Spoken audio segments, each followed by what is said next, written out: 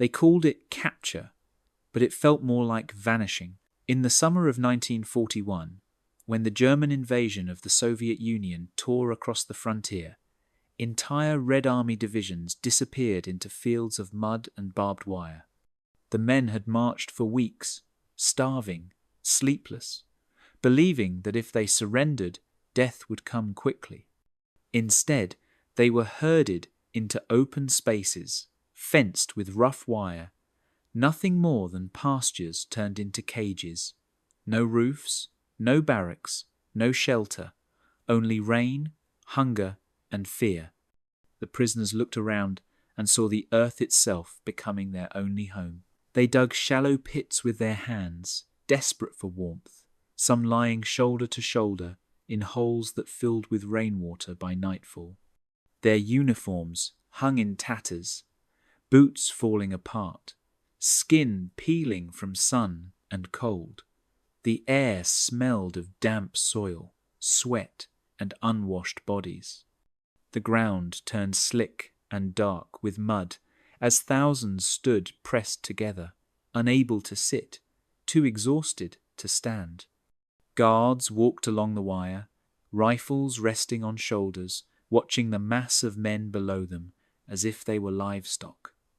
No one spoke unless necessary. Words wasted strength. When the first night came, the temperature dropped sharply. Those who found a pit to crawl into pulled others close, sharing what little warmth remained in their bones. Those without holes lay flat in the mud, their bodies trembling until they no longer could. The next morning, the weak were already still. Soldiers from both sides had believed the campaign would end in weeks. Instead, the German army faced millions of captured Soviets and no plan to feed them. Orders from above were clear. The prisoners were enemies of the Reich, subhuman, unworthy of rations beyond what was needed to keep them alive for labor. Food became a rumor that drifted through the barbed wire like smoke. A crust of bread, a thin soup ladled from a rusted barrel, sometimes nothing for days. Men chewed grass, sucked on stones, scraped frost from wire for water. They tore at weeds to fill their stomachs and sometimes swallowed earth itself, convinced that any substance might fool the hunger that twisted their insides. Disease followed faster than bullets. With no latrines, the pits turned foul. Flies gathered, lice multiplied, and the sick lay beside the dead. The smell of rot mixed with the cold air until it became part of breathing. Those still alive learned to move carefully, stepping over bodies, covering faces with rags to block the stench. When rain fell again, the water turned brown and thick, pooling in footprints and craters. A few tried to pray, others simply stared at the sky. Days blurred together, names were forgotten. In the distance, trains carried more prisoners to new camps called dulags and stalags. But for many, the open pens were the end. By autumn, the fields that once held soldiers were graveyards. The ground swallowed them quietly, without ceremony. For the survivors, the nightmare was only beginning, but even they knew one truth already. In those open-air cages, before bullets or gas or transport trains, the war had already decided who would live and who would vanish into the mud. The numbers are almost too large to believe. Between 1941 and 1945, nearly 5,700,000 soldiers of the Red Army were taken prisoner by Germany. Behind each number was a man with a name, a voice, a face that disappeared behind barbed wire. More than half of them would never return. Around 3 million starved, froze, or were executed in captivity. It became one of the deadliest fates ever suffered by prisoners of war in modern history. When the German invasion began in June of 1941, the Red Army was caught unprepared. Entire divisions were surrounded and crushed by German tanks and airstrikes. Tens of thousands surrendered in single days. At first, the Germans did not even try to count them.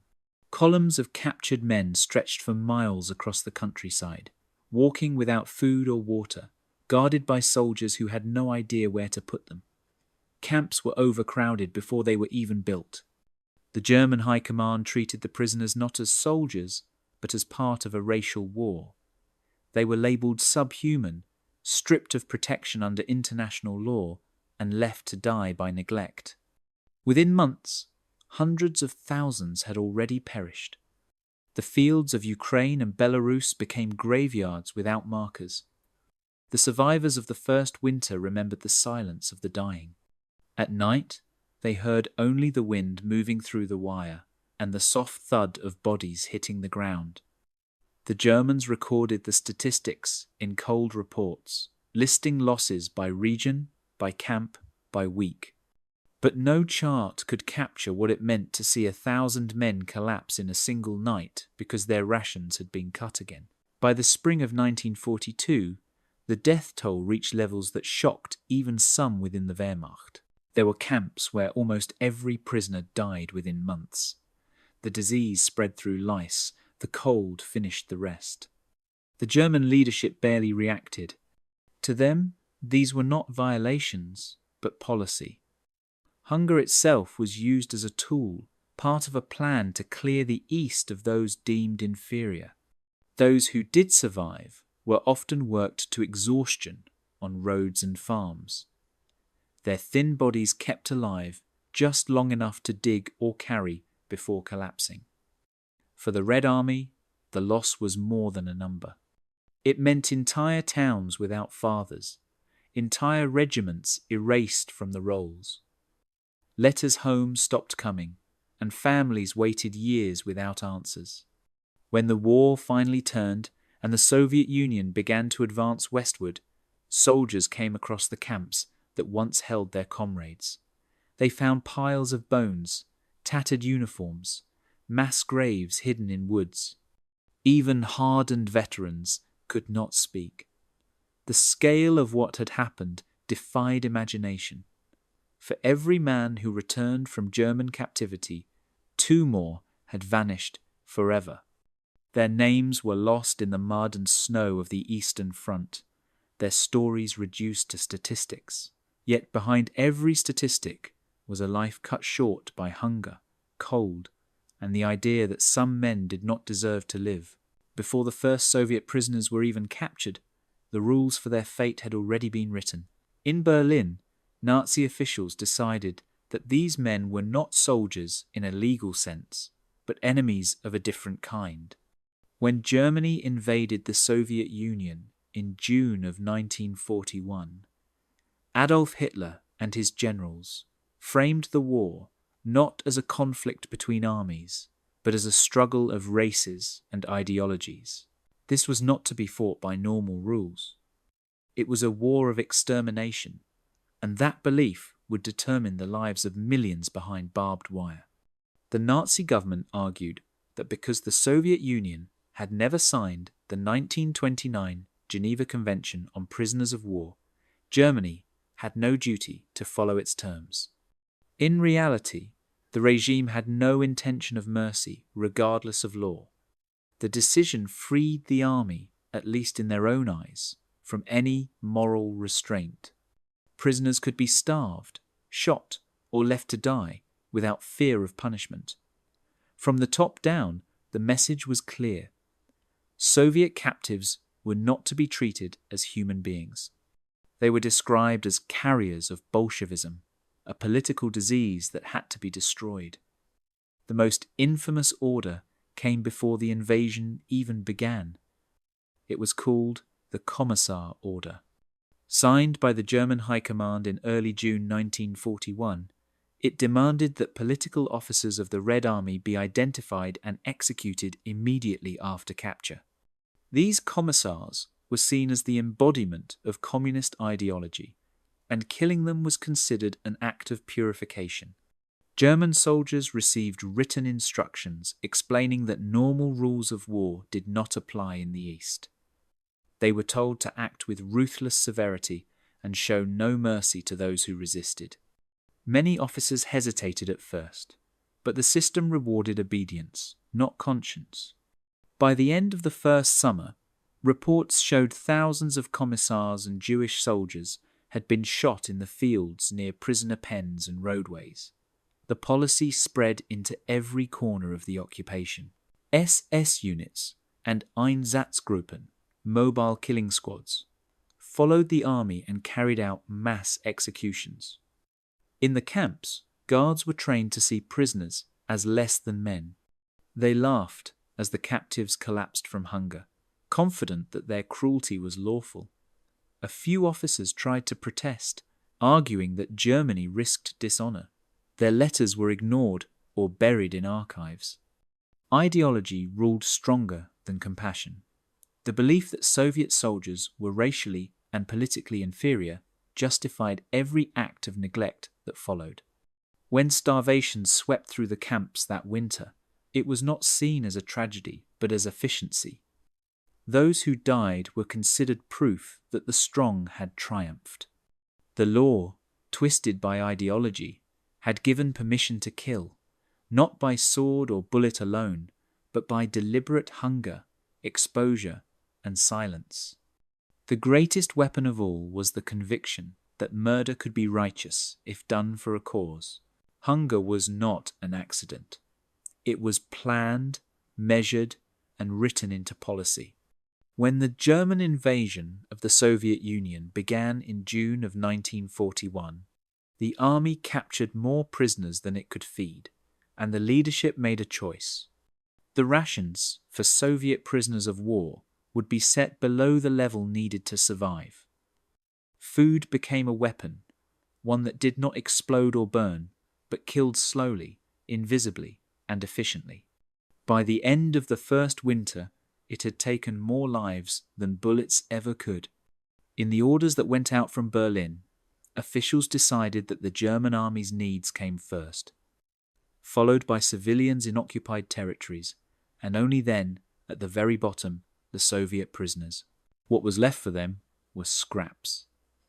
Most camps received small shipments of flour or dried vegetables, barely enough to make a thin soup. Sometimes the soup contained bits of grass or sawdust to fill the pot. Bread, when given, was a grey brick made of ground husks and straw.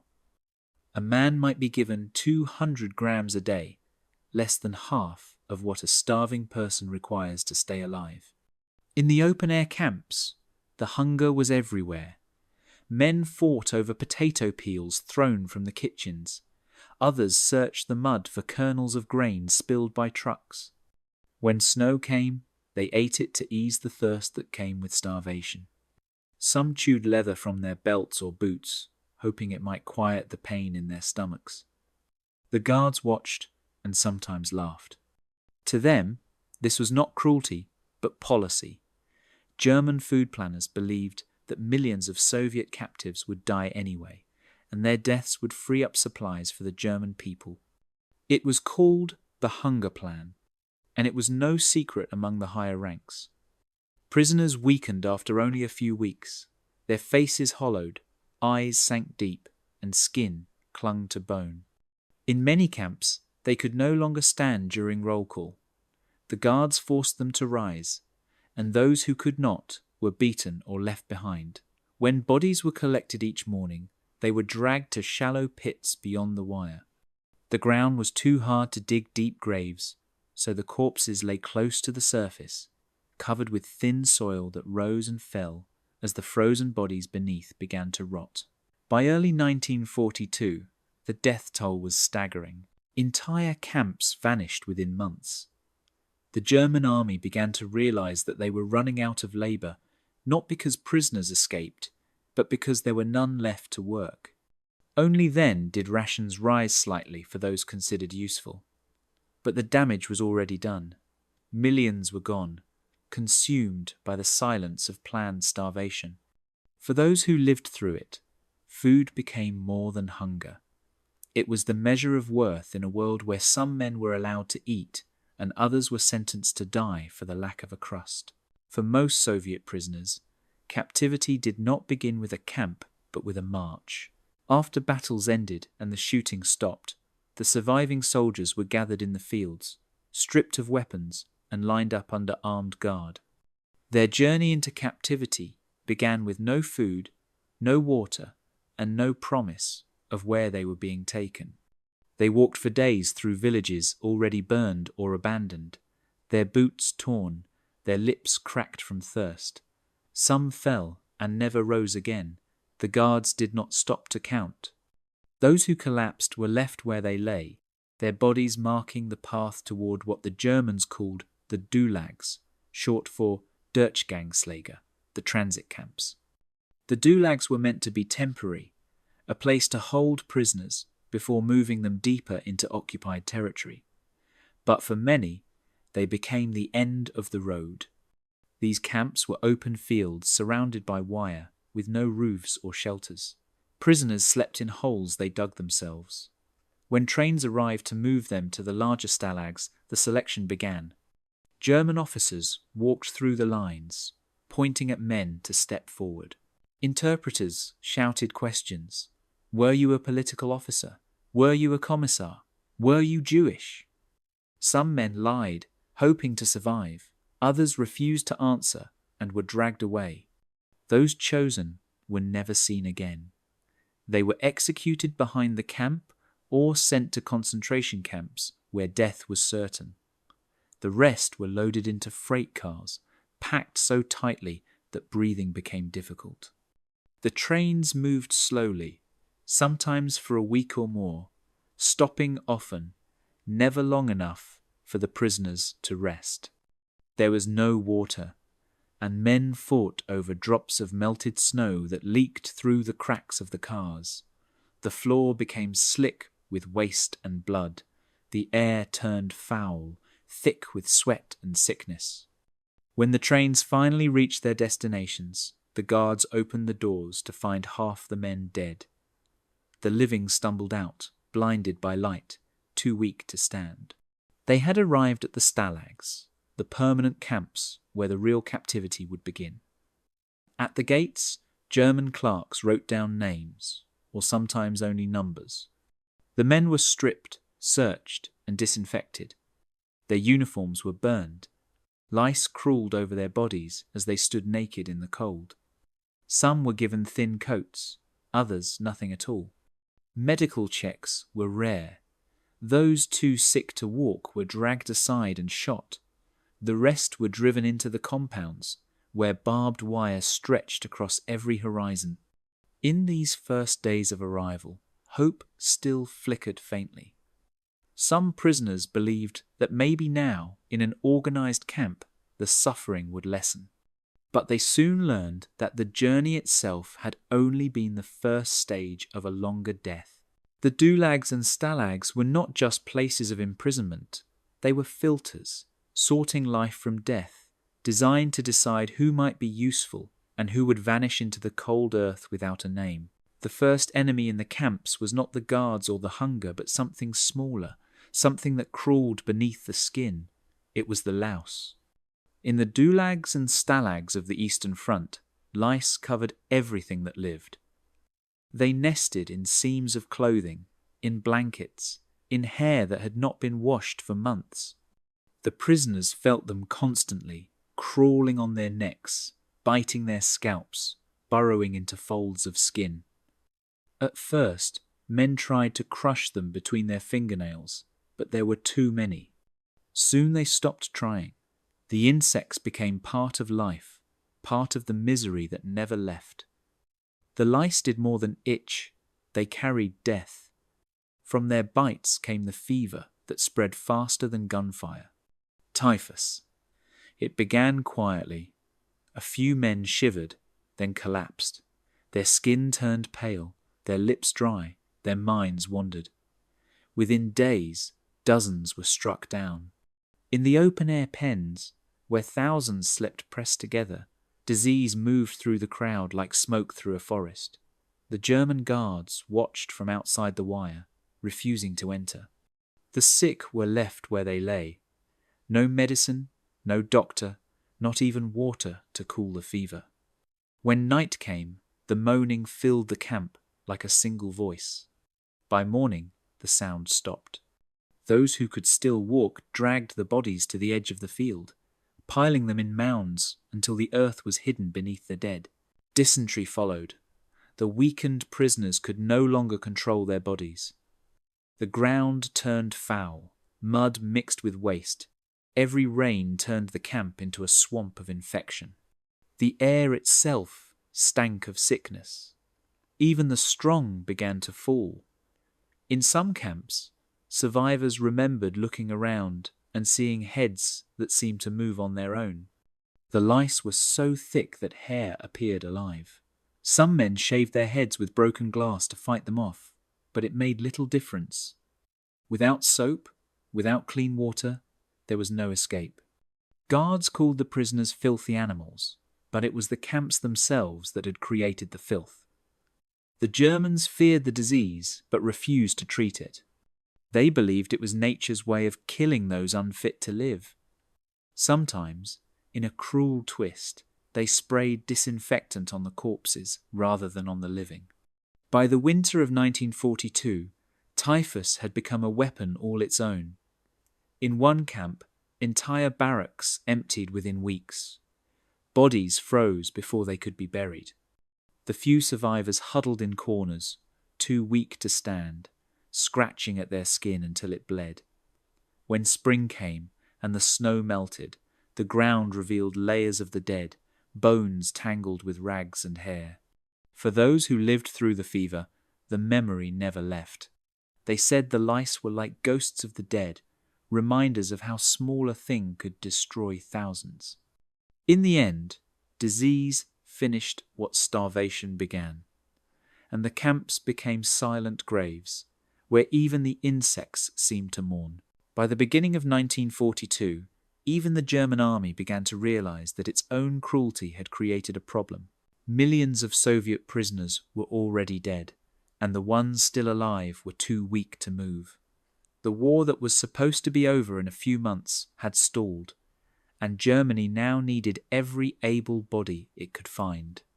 The men who had once been marked for death were suddenly worth something again, not as human beings but as tools. Orders came down to save those strong enough to work. For the rest, there would still be no mercy. In the camps, the change began quietly. Rations rose slightly, just enough to keep the living from collapsing. Those who could stand were sent to work on roads, farms, and construction projects. Others were shipped to mines, factories, or rail lines. The idea was simple. Starvation would no longer be the goal, but a method of control. If a man worked, he ate. If he stopped, he starved.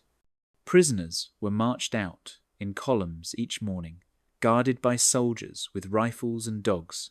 Some worked knee-deep in mud building fortifications. Others carried stones, cut timber, or dug ditches under freezing skies. The pay was meaningless. Small paper coupons they could exchange for cigarettes or bits of food. Most used them to buy bread, their only hope for another day. The work was brutal, but it also offered the faint illusion of survival. In some camps, guards discovered that hunger could drive men harder than whips. A prisoner who lifted one more shovel of dirt might earn a sip of soup. Those too weak to keep pace were left behind. By nightfall, wagons came to collect the dead. Disease still spread through the labour sites. Typhus, dysentery, and frostbite remained constant companions. Hands cracked open in the cold, infections festered, and men lost fingers or feet. Yet even this suffering was considered progress compared to the mass deaths of 1941. The camps became quieter, not because they grew humane, but because there were fewer left to die. In some regions, local civilians saw the columns of Soviet prisoners trudging through the countryside. A few slipped them bits of food when the guards looked away, a potato, a piece of bread, a kindness that could mean the difference between life and death, but most watched in silence, afraid or indifferent. By 1943, the number of work camps had multiplied across occupied Europe. Some prisoners were even sent to Germany itself, forced to labor in farms and factories that fed the war machine. The Germans called it rationalization. The prisoners called it slavery. As the front lines began to move west and defeat loomed, conditions grew harsher again. Food supplies dwindled, guards grew crueler, and punishments returned. By 1944, death once more filled the camps. Not from policy this time, but from collapse. The men who had survived 3 years of hunger and labor were finally being crushed by the weight of a dying empire.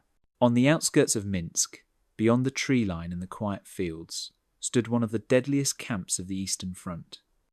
It was called Stalag 352. To the local villagers, it was a place where screams carried through the night and smoke rose from pits that never stopped burning. At its height, the camp held more than 80,000 Soviet prisoners. By the spring of 1942, most of them were gone. The camp stretched across open ground, surrounded by barbed wire and wooden towers. There were no proper barracks when it began. Prisoners dug holes in the frozen soil for shelter.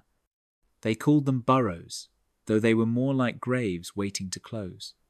The soil of Belarus was dark and wet, and when it rained, the trenches filled with water. Men huddled together, shivering, their clothes stiff with frost. Guards patrolled the perimeter with dogs, their boots crunching on the frozen mud. They shouted orders in German, but the meaning was always clear. Stay silent, stay still, obey. Food came once a day, sometimes not at all. A thin soup with a few bits of cabbage, a piece of bread smaller than a hand. The strong tried to protect their portions, but the weak sometimes reached for scraps and were beaten or shot. Disease crept through the camp faster than hunger. Typhus spread in waves. Men collapsed where they stood, burning with fever. Lice crawled through every fold of cloth and skin. By the end of winter, the smell of sickness was everywhere. The guards wore scarves over their faces. They stopped entering the compounds, letting the prisoners handle the dead themselves. Piles of bodies rose near the fences, waiting for burial that never came. The villagers nearby later said that even from miles away, the air smelled of rot. When spring came and the thaw began, the pits overflowed. The ground itself seemed to exhale the dead. Survivors spoke of stepping on bodies that had surfaced overnight. Some whispered prayers. Others simply stared at the horizon, too numb to feel anything. Stalag 352 was not unique. Across Europe, other camps mirrored its horror. Near Bergen in northern Germany, Stalag 11C held tens of thousands more. The prisoners there also slept in open air, building dugouts with their bare hands, fighting the same hunger, the same lice, the same silence. By the spring of 1942, typhus had turned those camps into fields of death. Only the crows and the wind moved freely. When the war finally ended, the Soviets found the camp at Minsk almost empty. The barbed wire was rusted, the watchtowers leaning, and beneath the grass lay layer after layer of bones. Today, memorial stones mark the site. Tourists walk quietly among them, reading the names carved into granite. Yet most of the men who died there remain unknown, their faces lost to time. The land remembers even when history forgets. Beneath every step lies the echo of men who once dug their own graves and called them shelter. To survive in the camps was to live on the edge of madness. The men who lasted through the winters of 1941 and 1942 did not survive because they were stronger, but because they refused to stop moving, digging, searching, and hoping. Every day began the same way, with the count of bodies. Guards shouted, prisoners dragged the dead outside, and the living tried not to look. Then came the hunt for warmth and food, two things that defined every thought and every action. With no buildings to protect them, men dug into the ground like animals. They carved pits with their hands or scraps of wood, covering the openings with branches, tin, or even pieces of frozen earth. Inside, they lay pressed together for warmth, their breath turning to frost on the walls. The earth offered little comfort, but it was the only barrier between life and the cold that killed without mercy. Food became a dream that haunted every waking moment. The official rations were not enough for a child, let alone a grown man forced to work. Prisoners scavenged for anything that could be eaten. They stripped bark from trees, chewed on grass and weeds, boiled leather belts, and fought over potato peels thrown from the guards' kitchens. In some camps, they trapped rats or insects, roasting them on small fires made from splinters of wood. Hunger changed the body first, then the mind. Men became thin as shadows. Faces lost shape, eyes sank deep, ribs showed through torn uniforms. But worse was what hunger did to the brain. Survivors called it starvation madness. They dreamed of food constantly, tasting it in their sleep, waking in confusion to find only mud in their mouths. Some talked to themselves, describing imaginary meals. Others guarded scraps of bread as if they were treasure, hiding them under their bodies at night. One man might steal from another, and the next day they would both share the punishment. In this world, morality was as fragile as flesh. Lice covered everyone. They crawled through seams, across faces, and into wounds. Men spent hours picking them off, crushing them between fingernails, only to find more the next morning. The itching never stopped. The lice carried typhus, and when fever came, there was no hope. The sick burned with heat, even in the snow. Some whispered prayers, others cursed, but most simply faded. Those who survived learned to ignore the pain. They learned to ration every movement, to speak only when needed, to share silence like a kind of brotherhood. A few helped others dig new pits or find edible roots. Small acts of kindness became the last sign of humanity. By the time liberation came years later, the survivors no longer looked human to those who found them. They were skeletons wrapped in rags, eyes hollow, voices hoarse from disuse. But within that ruin, something unbroken remained.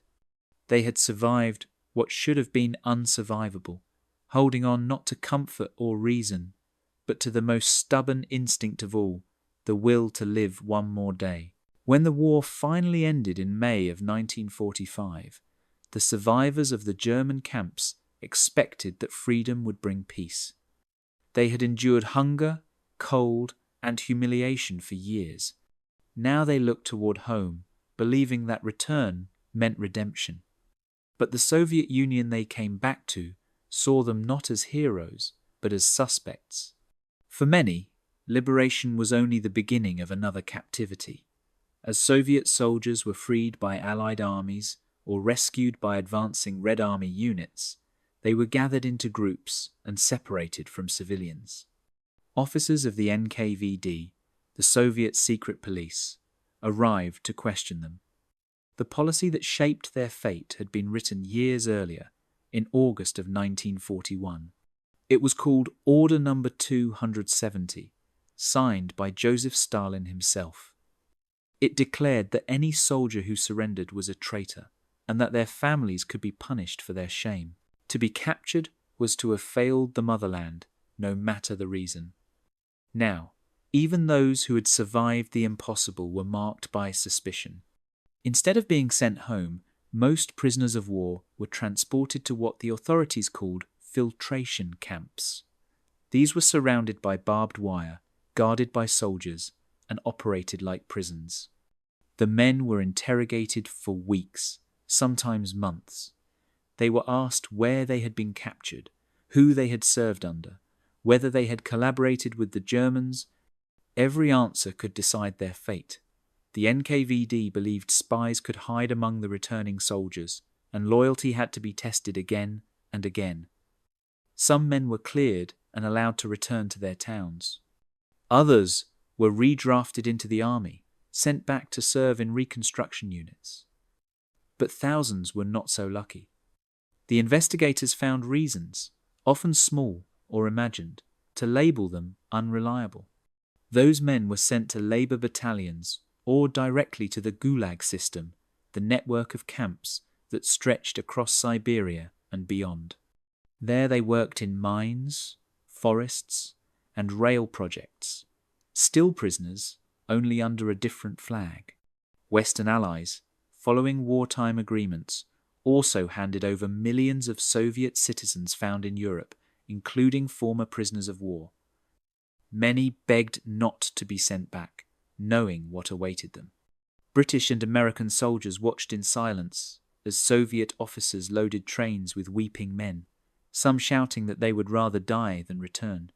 For some, that promise became true before they even reached the border. Those who did make it home faced a society that did not welcome them. Neighbours whispered, employers hesitated to hire them, and families sometimes avoided speaking of their return. The official story of the war had no place for soldiers who had surrendered. They were reminders of weakness in a victory built on sacrifice. For decades, most of them stayed silent. Only after Stalin's death did the state begin to soften its stance, quietly clearing names, erasing the word traitor from their files. Yet the scars never left. For the men who had survived both the German barbed wire and their own government suspicion, freedom had come at a cost that few outside their circle could ever understand.